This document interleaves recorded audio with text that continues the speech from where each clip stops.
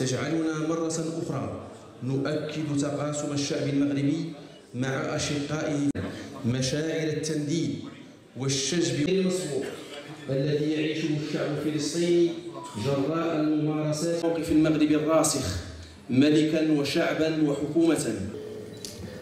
Her şeyden önce buradaki bütün kardeşlerimizin varmış olduğu ortak nokta şudur ki İsrail işgalcidir. Şu anda yaptığı şey soykırımdır. Yine herkesin kabul ettiği bir gerçek şudur ki işgale karşı direnmek, zulme karşı direnmek bir haktır ve direniş meşrudur. Bir hususa bütün katılımcıların dikkatlerini çekmek istiyorum. İki devletli bir çözümden bahsediliyor. Şu anda dünya devletlerinin pek çoğunun devlet olarak tanıdığı bir İsrail var. Ama bir hukukçu olarak, hukukçu kimliğimle şunu söylemek istiyorum ki aslında devlet olma vasfını taşımayan bir terörist organizasyon ile karşı karşıyayız.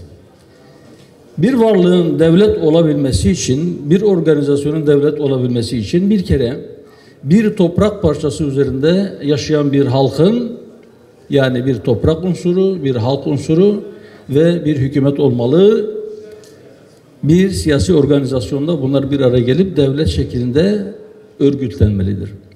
Fakat İsrail'in toprağı yoktur. İsrail gasp ettiği topraklar üzerinden bir devlet olarak varlığını oluşturmaya, kabul ettirmeye çalışıyor. Halbuki topraklar çalınmıştır, Filistinlilerin topraklarıdır. Yine orada bir halk yoktur, toplama bir halk vardır. Dünyanın dört bir tarafından insanları oraya toplamak suretiyle sunni bir şekilde bir halk, bir topluluk, bir millet oluşturmaya çalışılıyor. Dolayısıyla ne toprak unsuru ne de halk unsuru mevcut değildir. Peki siyasi organizasyon bakımından ne durumdadır? Karşılaştığımız gerçek, yüz yüze olduğumuz gerçek şudur ki aslında Sayın Cumhurbaşkanımızın da dile getirdiği gibi bir devlet gibi davranmayan, hiçbir hukuku, hiçbir insani değeri tanımayan, hepsini çiğneyen bir terörist organizasyon ile karşı karşıyayız. Dolayısıyla bize göre İsrail diye bir devlet yoktur. Bunu yüksek sesle daha fazla sayıda kişi söylemelidir. Evet, İsrail diye bir devlet yoktur. Siyonist bir çete vardır ve bu çete soykırımcıdır. Dolayısıyla anti-Siyonizmi antisemitizm gibi tanıtmak suretiyle dünya insanlarının, dünya halklarının ve devletlerin sesini kısmaya çalışıyor bu Siyonist çete. Ama yine şunun altını kalın çizgilerle çizmemiz lazım ki anti-Siyonizm antisemitizm değildir. Anti-Siyonizm anti-terörizmdir. Siyonizme karşı çıkmak terörizme karşı çıkmaktır, soykırıma karşı çıkmaktır.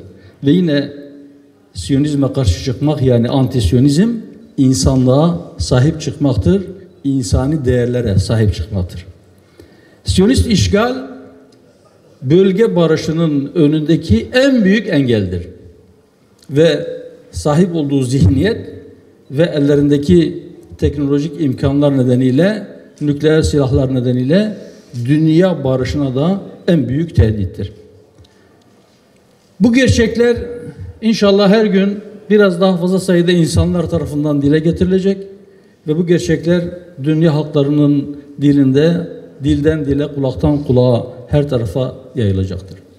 Son olarak insanlıktan yana, haktan yana, adaletten yana olan her kavme mensup, her dil konuşan, her dine mensup bütün insanlara, bütün hakperestlere çağrımız şudur ki safları sıklaştırın.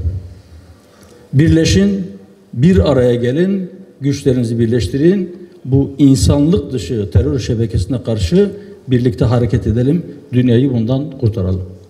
Sözlerime son verirken hem şahsım, Hüdapar Genel Başkanı olarak hem burada birlikte, bizimle birlikte buraya gelen delegasyon adına hem de partim adına toplantıyı tertip edenlere hepsine teşekkür ediyorum.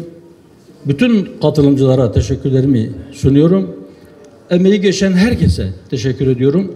Ve son olarak Gazze'de, Filistin'in diğer bölgelerinde direniş şehitlerine rahmet diliyorum ve oradaki direnişe devam eden mücahitlere de zafer nasip etmesini Rabbimden niyaz ediyorum. Vesselamu Aleyküm ve Rahmetullahi ve Berekatuhu.